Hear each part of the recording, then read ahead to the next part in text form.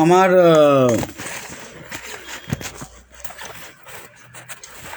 মানে প্রযুক্তিগত দক্ষতার অভাব খুব বেশি, তাই আমি বারবারই আর কি একটু অসুবিধায় ফেলছি অরিন্দমকে।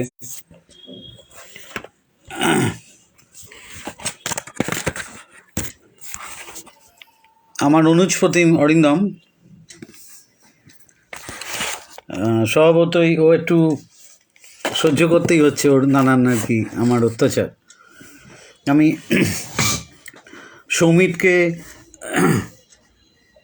মানে বন্ধু বললে তো খুব সহজ কথা বলা হয়ে যায়। আমরা কয়েকজন এমন ঘনিষ্ঠ সম্পর্কের সঙ্গে জড়িয়ে আছি, অনেকটা গাছের শাখা পোশাকার মতো। কবিতা নামক আর যে গাছটা, সেই গাছের সঙ্গে বিভিন্ন শাখা পোশাকার মতোই আমরা জড়িয়ে আছি দীর্ঘদিন অনেক দিন। সে প্রায় বয়স 40 বছর তো হবেই, 35-40 বছর তো হবেই। আমি এমন একটা পরিবারে জন্মাই, যে পরিবারে খুব নামজাদা পরিবার, কিন্তু মুশকিল হলো যে পরিবারের যে কাঠামো, সেই কাঠামোটা খুব ভালো ছিল না, খুব ভঙ্গুর ছিল। কারণ বাবা সত্যিকারের কোনো রকম সুযোগ সন্ধানী অভ্যাস ছাড়াই সমাজসেবায় নেমে পড়েছিলেন, এবং অনেক সময় মনেও থাকতো না যে আমরা কোন ক্লাসে পড়ছি বা না পড়ছি। আমার মা না থাকলে হয়তো আমরা এই জায়গায় পৌঁছতাম না। আমরা 3 ভাই বোন। আমি একটা জায়গায় পড়াই এবং এইটা আমাদের কাছে স্বপ্ন ছিল। আমার কাছে স্বপ্ন তো ছিলই, মা না থাকলে এই কলেজে পড়ানোর স্বপ্নটা কোনো দিনই পূরণ হতো না। আমরা যখন প্রথমে লিখতে এসেছিলাম, আমার মনে আছে আমি স্কুলে কিছুদিন মানে বিভিন্ন পত্রিকায় প্রত্যেকেই লেখে, আমিও লিখেছি। এবং আমি জ্যোতির্ময় বলে একটা কাগজ করতাম। তারপরে হায়ার সেকেন্ডারি পর থেকে মোটামুটি একটু একটু করে লিখি। কলেজের আশুতোষ কলেজের ছাত্র আমি, এবং কলকাতা বিশ্ববিদ্যালয়ের ছাত্র পিজিটা। এবং সেখানে কলেজে ঢোকার পর থেকে আমি তরুণ চৌধুরী বলে একজন তখন লিখতেন, প্রশান্ত চক্রবর্তী, তরুণ চৌধুরী, প্রশান্তদা ছিলেন, তরুণদা ছিলেন, এদের সাথে কোনোভাবে যোগাযোগ হয়ে যায় পাড়ার সূত্রে। একই পাড়াতে থাকতেন। তা ওনারা, প্রশান্তদাই আমাকে নিয়ে এলো সুতৃপ্তিতে, এবং সেখান থেকে আমার একটা জানলা খুলে গেল, যে জানলায় প্রথম দেখা হয়েছিল রানাদার সাথে, রানা চট্টোপাধ্যায়ের সাথে। এবং তারপর যার সাথে দেখা হলো, তিনি আমাকে একেবারেই মানে সন্তানবধ করে নিলেন প্রায়। এবং প্রথম দিনেই বললেন যে প্রথম দিনেই শুরু করলেন এই বলে যে সামনের রোববার চলে এসো, যে কোনো একদিন, রোববার পারো রোববার, নইলে এটা ওরা বাড়িতে বসে সাহিত্য হয় না বলে এইসব কথাটা তো বলে এলেন। তার নাম হচ্ছে পবিত্র মুখোপাধ্যায়, সম্প্রতি প্রয়াত হয়েছেন। এবং তারপর থেকে পবিত্রতার অদ্ভুত একটা স্নেহ, অনেক মতান্তর হয়েছে পবিত্রতার সঙ্গে, কবিতা নিয়ে রাজনৈতিক মতান্তর হয়েছে, কিন্তু কোনো দিনই পবিত্রতার স্নেহ থেকে আমি কোনো দিনই বঞ্চিত হয়নি। এবং এটা আমি গর্ব করে বলি যে যারা আমাদের অনেক অনেক বেশি বয়সের তফাৎ ছিল যাদের সাথে, যেমন শ্যামল গঙ্গোপাধ্যায়, প্রভাত চৌধুরী, এদের যে স্নেহ বা এদের যে প্রশ্রয়টা আমি পেয়েছিলাম, এটা খুব ভাগ্যের ব্যাপার। এবং এ কারণেই হয়তো একটা অনুপ্রেরণা কাজ করেছিল। এবং পবিত্রতা যেটা একটা কাজ, সবচেয়ে বড় কাজটা করেছিলেন আমার ক্ষেত্রে, আমার মনে হয়েছে, বলছেন যে পড়ো, না পড়লে লেখা হয় না। না পড়ে যে লেখাগুলো হয়, সেই লেখাগুলোর মধ্যে একটা লটারির ব্যাপার থাকে, ভালো হয়েও যেতে পারে, না হওয়ার সম্ভাবনাই বেশি। কারণ বাংলা কবিতার জগতে এত দিকপালেরা এসেছেন, তাদের সেই ইতিহাসটা জানতে হবে। এবং আরেকটা মন্ত্র দিয়েছিলেন, যেটাতে এই সৌমিত্রের সঙ্গেও প্রায়ই যে ব্যাপারে কথা হয়, যে মাথা নিচু করবে না, কখনোই কোনো জায়গায় লেখা না চাইলে দিও না। এই যে অহংকারটা তৈরি করে দিয়েছিলেন, এটা ভালো কিনা জানি না, তাতে হয়তো আমরা বেশ কয়েকজন যথেষ্ট পরিমাণে একটা গণ্ডির মধ্যেই নিজেদেরকে দেখি বারবার। হয়তো আমরা সেরকম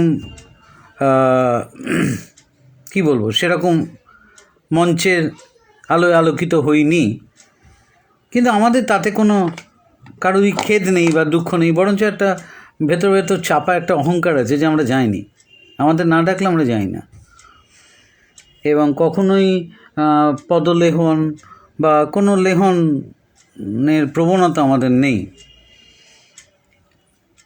সেই জন্যই বোধহয় আমাদের মনোনিবেশটা হয়ে গেছিলো একটা লিটল ম্যাগাজিনের দিকে, যে লিটল ম্যাগাজিন লিখতে হবে, লিটল ম্যাগাজিন করতে হবে। আমার একটা কাগজ ছিল শ্রাবস্তী, প্রায় 8-10 বছর চালানোর পর আমি যখন চলে গেলাম কাজের সূত্রে কোচবিহারে, তখন আর সেই কাগজটা বন্ধ হয়ে গেছিলো তার কিছুদিন আগে থাকতেই। তো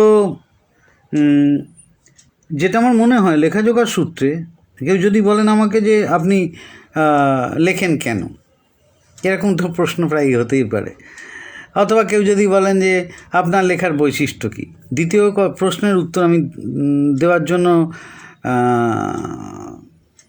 দেওয়ার মতো ক্ষমতা আমার নেই, যে আপনার লেখার নিজের লেখার মূল্যায়ন করার স্পর্ধা বলুন বা ক্ষমতা বলুন, সেদিক দিয়ে আমি অপদার্থ। কিন্তু লিখি কেন, এইটার একটা হৃদয়গত একটা উত্তর দেওয়া যায়। সেটা হচ্ছে যে আমার নিজের প্রয়োজন আমি লিখি। আমি নিজেকে যেভাবে প্রকাশ করতে পারি না, যেভাবে চাই, সেই ভাবনাটা, সেই চিন্তাটা আমি একমাত্র লেখার মধ্য দিয়ে প্রকাশ করতে পারি। এবং আরেকটা বিষয়, এই কারণে আমি লেখার দিকে ঝুঁকি বা লেখার দিকে ঝুঁকেছি, যে বস্তুগত কাজের চেয়ে লেখালেখির জগৎটা বোধহয় অনেক বেশি স্থায়ী এবং অনেক বেশি প্রভাবশালী, এবং এর প্রভাব সুদূর প্রসারী।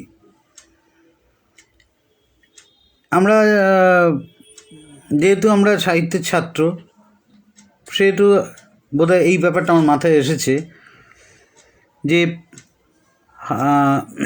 2000-3000 বছরের আগেরও অনেক পংক্তি আমরা কিন্তু মনে রাখি, এবং সেটা সবচেয়ে বড় কথা প্রয়োজনে বলি, প্রয়োজন যখন হয় তখন বলি। এই সময়ের প্রয়োজন, মানুষের হৃদয়ের প্রয়োজনে কিছু কথার বলার দায়িত্ব বোধহয় একজন লেখকের থাকে। একজন লেখক তার সময়, সমাজ, পিছনের সময়, সামনের সময়, এইগুলোকে কাটাছেঁড়া করেন, এবং কাটাছেঁড়া করতে করতে অনেক রক্ত তার হাতে লাগে, একটা যন্ত্রণা পান, অনেক আঘাত অনেকভাবে তিনি আহত হন, এবং সেই আঘাত থেকে একটা সৃষ্টি আসে। যে কোনো মৃত্যুর ভেতর যেমন জীবন লুকিয়ে থাকে, ঠিক সেরকম ওই আহত হওয়ার, রক্তাক্ত হওয়ার যে মুহূর্তটি, ওই মুহূর্তটি জন্ম দেয় একটা কবিতা ভাবনার। সুন্দর বলুন বা অসুন্দর বলুন, উভয় ক্ষেত্রেই কিন্তু এটা প্রযোজ্য, এই ফিলিংসটা বা এই অনুভবটা প্রযোজ্য। তো আমার প্রথম বই বেরিয়েছিল, আমি তখন বিশ্ববিদ্যালয়ে পড়ি, 1982-83 সালে, ওই রকম হবে। দুটো বই বেরিয়েছিল, একটা হচ্ছে 14টি কবিতা এবং প্রবাদী কবিতা।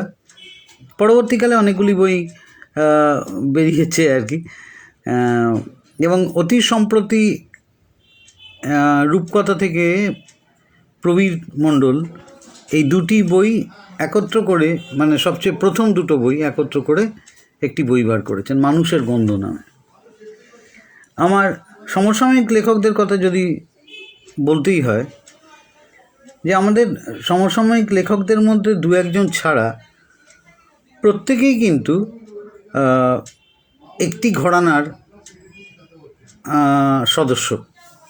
সেই ঘরানাটা হলো যে যে যা নিজের মতো লেখো, এবং আমাদের বন্ধুদের, আমাদের প্রত্যেকের মধ্যে যে সম্পর্কটা, তার মধ্যে কোনো অসূয়া নেই এবং বিন্দুমাত্র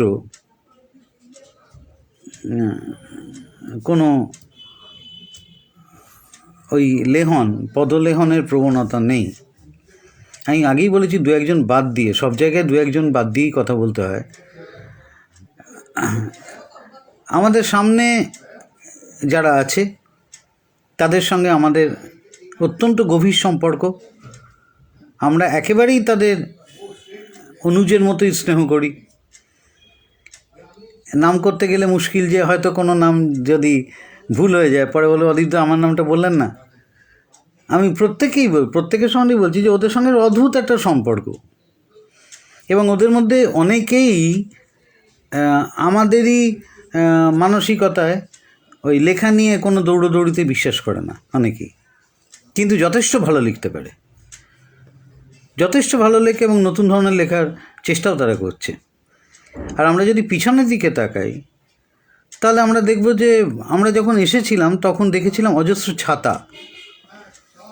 মহেন্দ্র দত্ত, কেসি পাল, এরকম আছে না, বিনোদ বিহারী দত্ত, অনেকগুলো আছে। তো এই ছাতাগুলো সাহিত্যের ক্ষেত্রে খুব গুরুত্বপূর্ণ ছিল। নিজেকে প্রকাশের ক্ষেত্রে, নিজেকে পপুলার করে তোলা, জনপ্রিয় করে তোলার ক্ষেত্রে অত্যন্ত দরকার ছিল ছাতা। এবং এই ছাতাগুলো এসেছিল আবার 50-এর থেকে। সেগুলো বড় বড় ছাতা, সেই ছাতা নয়, বলা যায় ছাদ। সেই ছাদের নিচে ঢুকতে হতো। আর আমাদের জাস্ট আগে যারা এসেছেন তাদের সেই অত বড় ছাদ তারা খুব একটা পাননি, একজন ছাড়া। এবং তিনিও ঠিক ছাতা হয়ে উঠতে পারেননি, তিনি ওই ছাতার মাঠটাই হয়ে থেকেছেন, ছাতা হতে পারেননি, তিনি আশ্রয় দিতে পারেননি কাউকে। কিন্তু 50-এর দশকে যে আশ্রয়টা পরবর্তীকালের অনেক কবি পেয়েছিলেন, পরবর্তীকালের কবিরা কিন্তু এই ধরনের বড় আশ্রয় দু একজন ছাড়া কেউ দিতে পারেননি। এবং তাঁরা উল্টে যে কাজটা করেছেন সেটা হচ্ছে যে ওই ছাতার নিচে গিয়ে ভিড় করা, ছাতাটাকে সমৃদ্ধ করা, ছাতাটাকে আরও বড় করে একটা জনমোহিনী রূপ দেওয়ার চেষ্টা, এবং বিভিন্ন পত্রপত্রিকায় লিখে তাঁরা জনপ্রিয় হয়েওছেন দু একজন। আমাদের এই সামনের দিক এবং পিছনের দিক, এই দুটোর মাঝখানে আমরা দাঁড়িয়ে আছি একটা হাইফেনের মতো। যদিও আমরা কিন্তু কেউ হাইফেন নই। আমাদের দৃঢ় বিশ্বাস, বা আমরা মনে করি যে আমরা যে পথে এগোচ্ছি, কবিতা কতদূর সুদূর প্রসারী আয়ু পাবে এটা তো আপনি কেউই বলতে পারবেন না। অতি বড় কাব্য বিশারদের পক্ষেও বলা সম্ভব নয়। কিন্তু এটুকুনি আমাদের একটা দৃঢ় বিশ্বাস যে আমরা চেষ্টা করব ভেতর থেকে সৎ থাকতে, নিজের কাছে এবং পাঠকের কাছে। আমি কবিতা পড়া শুরু করি।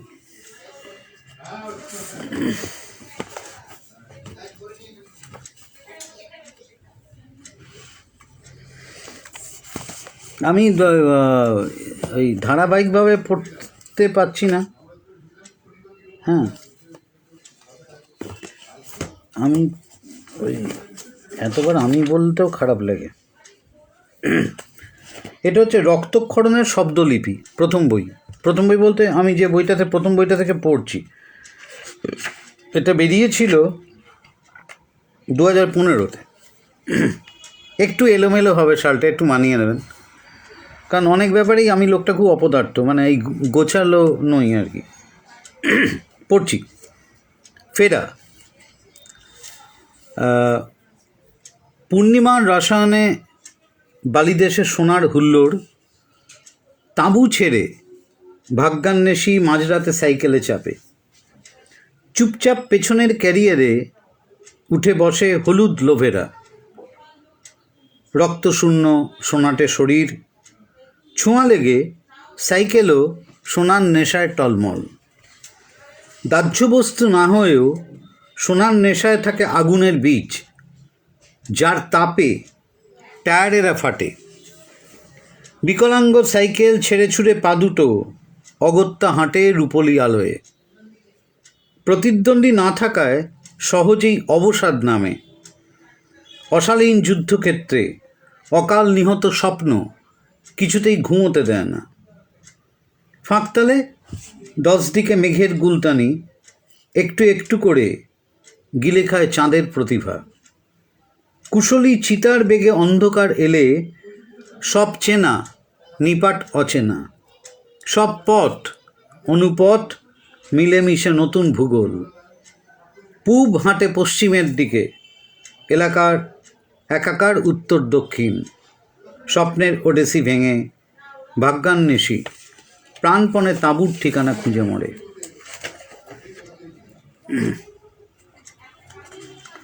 নিয়মিত অগ্নিকাণ্ড। নিয়মিত অগ্নিকাণ্ড। স্বপ্ন আর ঘুম নিয়ে খেলার মাঝপথেই কাক ভোর নিয়ে এলো। কুচকুচে কালো কাক, ধবধবে সাদা ভোর। হিসেব মেলাতে গিয়ে রোদ্দুর লোপাট। অতএব ফের ফেরা স্বপ্ন ও ঘুমের রসায়নে। আবারও মাঝপথেই একই ভূমিকায় সেই কাক, যথারীতি আবার হিসেবে গড়মিল। রুটিন মাফিক এই গড়মিলগুলো জলের স্থলে অন্তরিক্ষে ওড়ে এবং তা তরতাজা যুবকের মাথায় সংক্রামিত হয়। মেরুদণ্ড এই রোগে বেঁকে যেতে থাকে। রোদের বদলে কাক আকাশ মাথায়। হিসেবের জাবদা খাতা জরুরি জ্বালানি হয়ে অগ্নিশুদ্ধি আনে। স্বপ্ন পড়ে, ঘুম পড়ে, ইতিহাস পড়ে। দুধসাদা রং মেখে ঘুম থেকে যে ভোর জাগালো, তারও গায়ে পোড়া পোড়া দাগ, যার অর্থ এই ব্রহ্মাণ্ড গতকালও আগুনে পুড়েছে সারা রাত।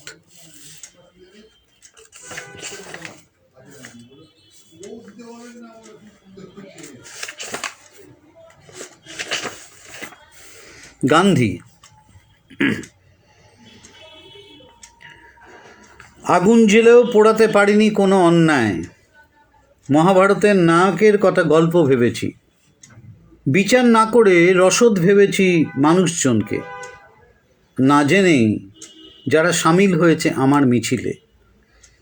লক্ষ লক্ষ মানুষের ভিড়ে ত্রস্ত দানব বিপদ বুঝেই ছেড়েছে এদেশ প্রাণের ভয়ে, অথচ স্বদেশ আমাকে ভেবেছে সফল নায়ক।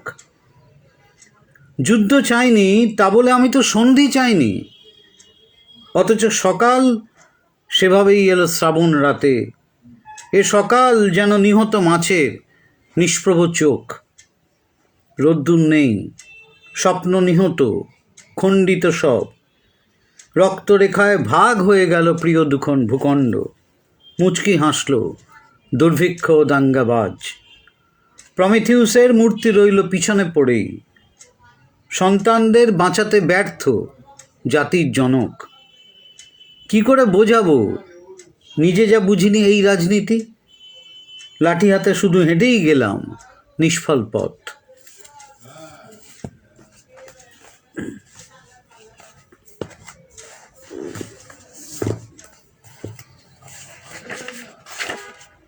এই বইটা করা ছিল, এ বইটা উৎসর্গ করেছিলাম আমাদের সকলেরই শ্রদ্ধেয় কবি শঙ্খ ঘোষকে। আগের বইটি ছিল বোধহয় মহাশ্বেতা দেবীকে। যে আলোকিত ঘুমঘর 5, বইটার নাম হচ্ছে আলোকিত ঘুমঘর। আতপোড়া স্বপ্ন মাছ নিষিদ্ধ সমুদ্রে যেতে চায়। ঘন শীত বুকে মেখে কে তাকে আকাশে ছুঁড়ে দেবে? যারা এ কায়দা জানে, অনেক মুরগি ট্যাঁকে, তারা সব মগ্ন পিকনিকে। এদিকে খোঁয়ার ভেঙে গরু ও শুয়োরগুলো আধা পরাধীন। চতুর্থ বা পঞ্চম বিশ্বের মহাপ্রাণ কোনো মতে বেঁচে পড়তে আছে। তাদের বেমক্কা ভিড়ে যানজটে ফেঁসে গেল সময়ের আশ্চর্য লিভার। তাদের এসবের সম্ভাবনা প্রাজ্ঞেরা আগেই বুঝেছিল, তাই তারা ডেরা থেকে না বেরিয়ে প্রত্নগর্ভে বুঁদ। ঘন ঘন বাথরুম ছাড়া আর তাদের গন্তব্য নেই। পৃথিবীর বর্ণমালা যে পাল্টাচ্ছে তার কোনো খবরই রাখে না। অথচ শুনুন, অন্ধকার গর্ভাশয়ে যে কুমারী বর্ণমালা এতদিন ভ্রূণ পুষেছিল, আঁতুড়ে তো তারই কথকতা। উপসংহারে দেখি কুয়াশায় প্রাচীন বন্দর ঢেকে যাচ্ছে, নববর্ষে নদীর নতুন সিলেবাস, সদ্যজাত অক্ষরের প্রেমে পৃথিবী আগামীকাল এন্তার ভিজবে। পরিবারে বৃষ্টি ঢুকে ছিঁড়ে দেবে হেঁসেল পাঁচালি। ততক্ষণে সমকালী স্বপ্ন মাছ, কড়া করে ভাজা ফিশ ফ্রাই। বাকি সব ঠিকঠাক, নাই শুধু এ পথিক নাই।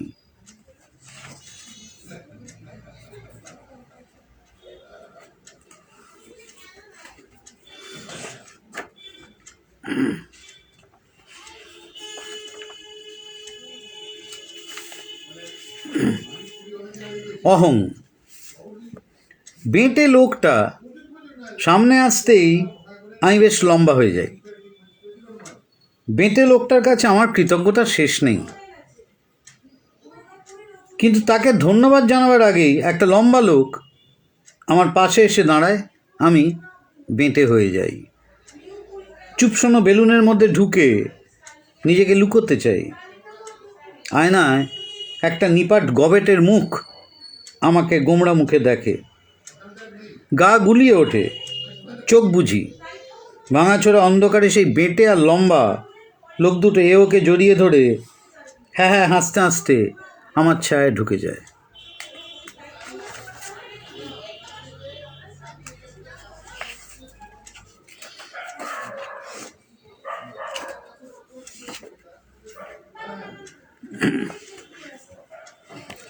এটা যদিও বেরিয়েছিল 2006-এ, কিন্তু এটা মানে আমাদের সবাইকার ক্ষেত্রে খুব লাগে, খুব লেগে যায়, লাগসই ব্যাপারটা, যেটা মনে হয়। কি দারুণ অসহায় তুমি, তুমি মানে আমি, আপনি মিলে আমরা। কি দারুণ অসহায় তুমি কবিতাটা। দুপাশে দুজন আদিম দেবতা, মাঝখানে তুমি। দুজনেই চান তোমার দখল, লড়াই করেন হাতে হাতে নয়, দুদিকে দুহাত দুজনে টানেন। একটা সময় দুজনে বোঝেন শক্তির ক্ষয়, একটা সময় দুজনে গোপনে আপোষ করেন। তুমি হয়ে যাও সামান্য এক জড় পদার্থ, হাত পা ছুঁড়েও বোঝাতে পারো না জ্যান্ত মানুষ। তোমার স্বপ্ন, ইচ্ছে, আবেগ বেবাক লোপাট। চারটি অন্য কিছু বেশবাস, ছাদ ও দেয়াল পেয়ে যাও বলে ঝুট ঝামেলারা বাড়তে পারে না। দেবতা দুজন দিব্যি আরামে সময় ফোঁকেন, এভাবেই রোজ সমঝোতা করে দিন গুজরান। তবু প্রতিদিন বাঁচার স্বপ্ন তোমাকে বাঁচায়।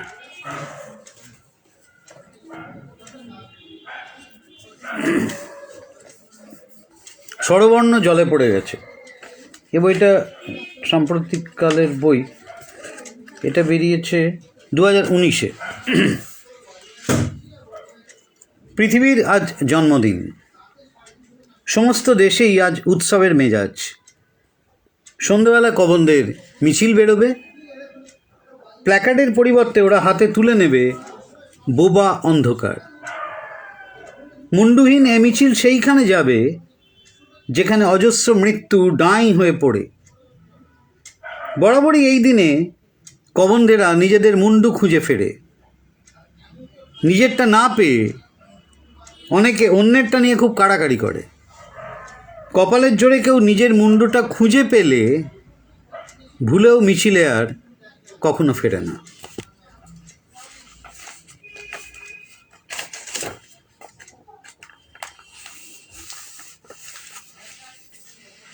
মহানেরা।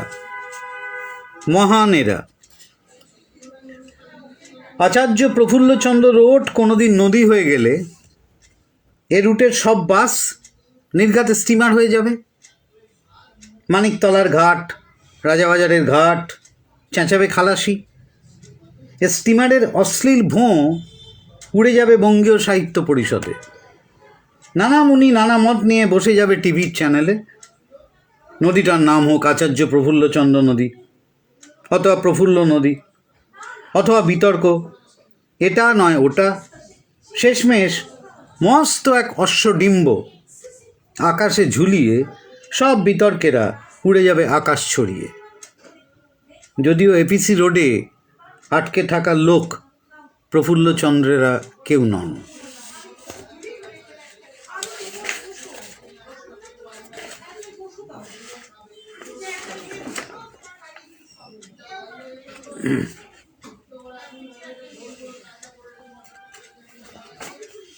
উদ্ভট ব্যাপার,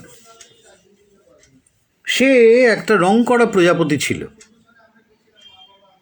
অথবা সে আদৌ কোনো প্রজাপতিই ছিল না, ছিল ঘুরঘুরে এক কুৎসিত পোকা যার কোনো সংস্কৃত নাম নেই। যে কোনো কিছুই তাই হতে পারত সে, যেমন শকুন, সাপ, অথবা আশ্চর্য এক স্নেহপ্রবণ শিম্পাঞ্জি। ব্যাপারটা যথেষ্ট রহস্যময়, হয়তো কিছুটা জাদুকরি। এরই জোরে সে কখনো ঈশ্বর বা আরশোলা হয়ে এই বহুবর্ণময় পৃথিবীর দখল চাইত। তৃষ্ণা মেটানোর জন্য পাথর হতেও তার আপত্তি ছিল না। ঘুমের ভেতর আমি যতবার তাকে ছুঁতে গেছি ততবারই সে আমাকে শাসন করেছে, তাড়া করে নিয়ে গেছে এক সজীব অস্পষ্টতায়, যেখানে অজস্র পোকা একটু একটু করে বর্ণময় কারুকার্যে প্রজাপতি হয়ে যাচ্ছে। একটু অন্যরকম ছোট কবিতা, মানে ভোট। জয়ের আগেই ওরা পিটিয়ে দিয়েছে জয় ঢাক, বড় বেশি ভয় পেলে এরকমই করে বুড়বাক। আবার দেখুন রোগারোগ্য, অহংকার আসলে একটা অসুখ, চূড়ান্ত নিঃসঙ্গতায় তার নিরাময়। ভূত ভবিষ্যৎ, একটা ভূত 100 লোককে ভয় দেখায়, ভয় পেতেই তৈরি হয়েছে 1000 লোক। ফলত ভূত সহজেই বসে সিংহাসনে। সেই ভূতটা 100 জনের খাবার খায়, পুষ্টি পেয়ে 1000 জনকে কবজা করে, লক্ষ্যে তার লক্ষ লক্ষ লক্ষ জন।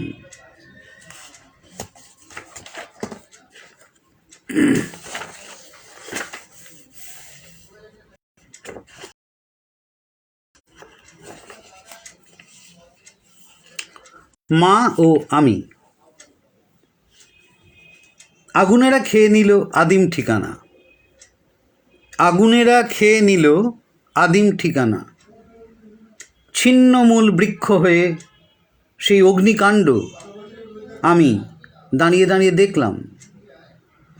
যে আকাশ এতদিন অভিভাবকের ঢঙে বেঁচেছিল, সেও আজ পুড়ে গিয়ে মহাশূন্য এনে দিল মাথার ওপর।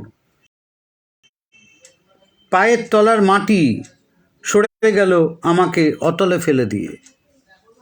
নাভিকেন্দ্রের হাত রেখে এখনও এই যন্ত্রণায় নীল হয়ে যাচ্ছি।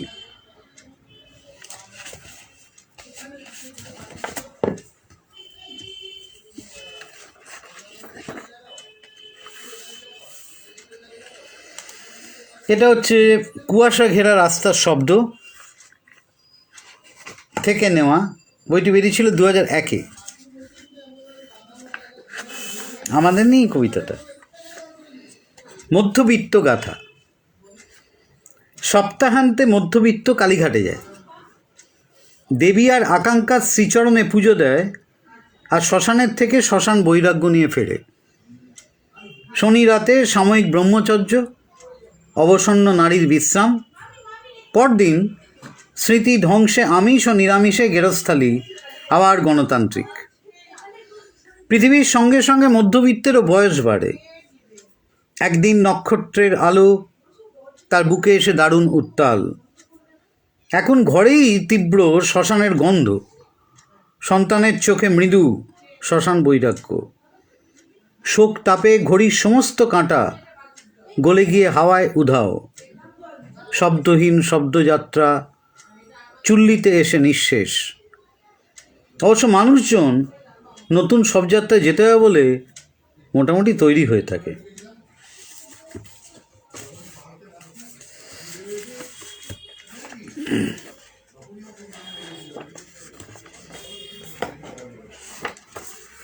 এ বইটি সাম্প্রতিকতম বই, রিংটোন,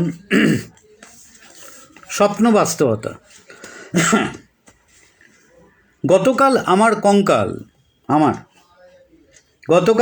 কঙ্কাল করটিতে 1,00,000 প্রজাপতি নিয়ে গোটা রাত দুধসাদা পথে হেঁটে গেছে। নির্ভেজাল বুড়বাক হয়ে তার পিছু পিছু আমিও হেঁটেছি।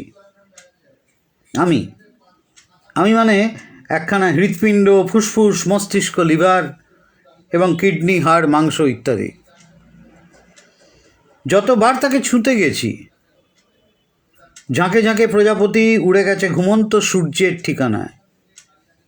প্রতি ভোরে এভাবেই করটির আর্তস্বরে শূন্য জেগে ওঠে। ঘুম ভাঙা বিছানায় একরাশ প্রজাপতি, হরপ্পার ঢঙে অন্ধকার।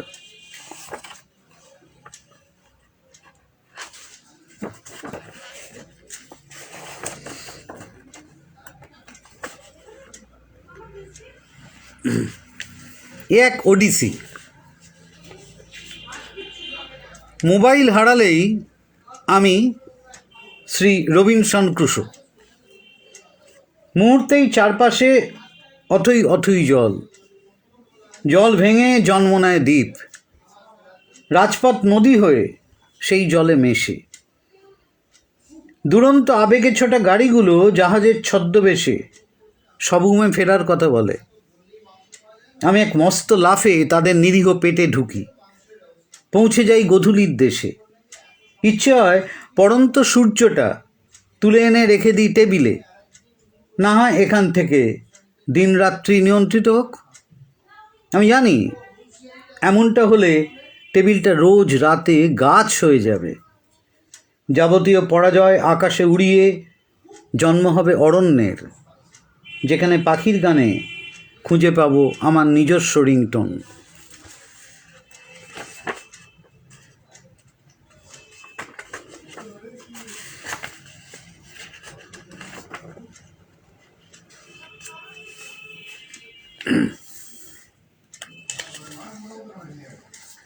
ট্র্যাজেডি। যত একা হই তত বন্ধু সংখ্যা বাড়ে। চেয়ারের কাছে এলে চেয়ারটা বন্ধু হয়ে যায়।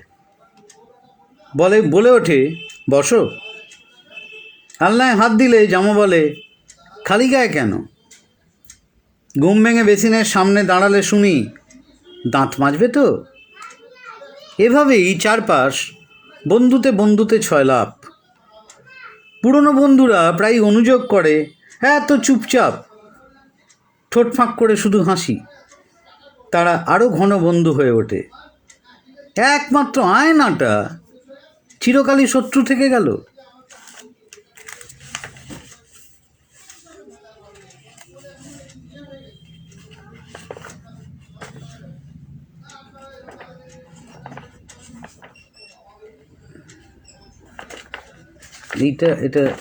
এটা হচ্ছে হে বিমূঢ় ট্রাফিক পুলিশ। সবুজ হলুদ সব নিভে গিয়ে শেষমেশ লাল। আর তুমি সেই ট্রাফিক পুলিশ যানজট চালাতে যে নিজেই নিবিড় সিগন্যাল। একদিকে অ্যাম্বুলেন্স, অন্যদিকে সববাহী জলজান্ত যান। ডান দিকে রাঘব বোয়াল, উল্টো দিকে নাদান পাবলিক। গাড়ির পিছনে গাড়ি, রাস্তাগুলো বেমালুম হাওয়া। আর তুমি সেই ট্রাফিক পুলিশ যে কিনা রাস্তায় শোয়া জেব্রাদের স্মৃতিচিহ্ন খোঁজো। জন্মান্ধ চাকার ছোটে, পাল্লা দিয়ে জনগণও ছোটে। কারা সিগন্যাল পোস্ট থেকে খুলে নিয়ে গেছে সব আলো? ট্রাফিক পুলিশ তুমি, ডামাডোলে তোমার কি চুপ থাকা ভালো?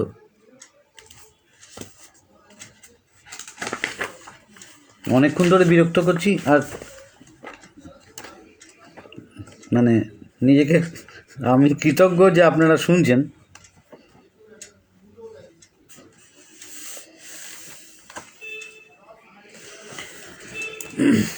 কুটিলতা। যে কোনো যুদ্ধের থেকে যুদ্ধ ভাব বেশি ভয়ঙ্কর। রাষ্ট্রীয় উদ্যোগে এই প্রবণতা বাড়ে, ফলত কীর্তনকালে ভক্তজন বমি করে ফেলে। যন্ত্রের অলিক মন্ত্রে বিড়ালেরা বাঘ, আগাছার বেগে বাড়ে বাঘের সংখ্যা। দেশের সীমান্তে এসে তাঁবু গাড়ে শকুনের ভিড়, আমাদের উৎকণ্ঠা নিয়ে ওরা খেলে চলে ইকির মিকির।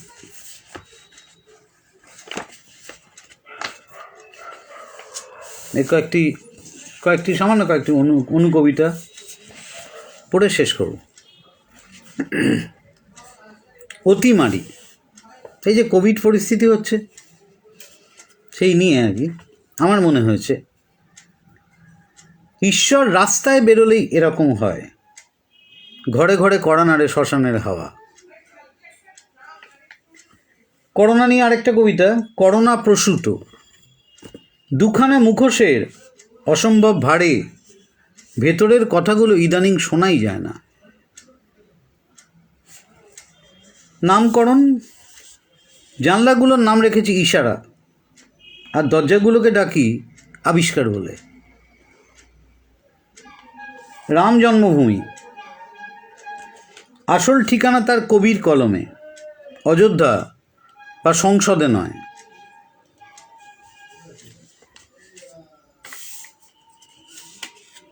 টান। ইডিপাস নই, প্রেমিকার স্তনে মুখ রেখে হঠাৎই শৈশব জেগে ওঠে। শেষ কবিতা। হারানোর ভয়ে সব নথিপত্র জেরক্স করেছি, মানুষের জেরক্স হয় না। নমস্কার।